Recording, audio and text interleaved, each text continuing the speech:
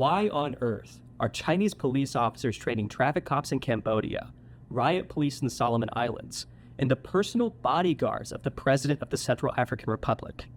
In fact, if you're watching this video from the Global South, your national police officers might be among the more than 20,000 that have received training in China over the past 2 decades. In a new report, Carnegie colleagues Isaac Kardon, Cameron Waltz, and I find that China has provided police training to at least 138 countries around the world since the year 2000. Under Xi Jinping, China has expanded its efforts to train and build capacity among foreign law enforcement and internal security forces across the world, from Asia to Africa to Latin America. Foreign police training is one of the most concrete and measurable deliverables associated with Xi Jinping's Global Security Initiative, which he proposed in 2022, and which externalizes a concept of regime security grounded in domestic stability and regime protection. Xi Jinping and other Chinese leaders have publicly committed to training foreign police forces in multiple high-profile appearances. We compiled a brand new data set of almost 900 foreign police training events, and we were stunned by the sheer scope and complexity of the apparatus China built to train foreign police officers. What started out in the early 2000s as small-scale trainings for China's near neighbors exploded in the 2010s to reach 138 countries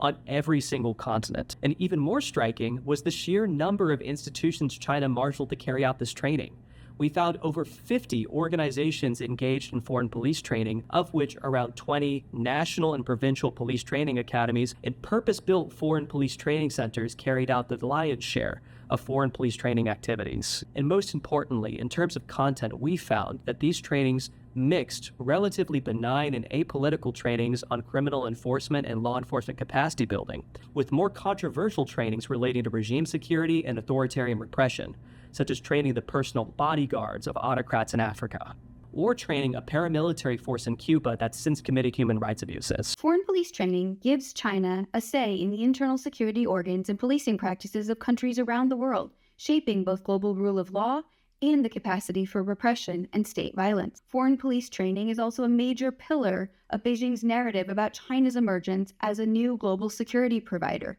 bolstering China's narratives about what security actually looks like in today's world and who's really good at providing it. These trainings help China build new mechanisms of global security cooperation, embed Chinese-led standards around police technology and policing practices into the internal security forces and operations of countries across the world, and improve the international image of China's police force and its internal security apparatus. How these trainings actually affect human security, public safety, and repression in recipient countries in different parts of the world, though, very much remains to be seen, making this a critical issue to watch for the future.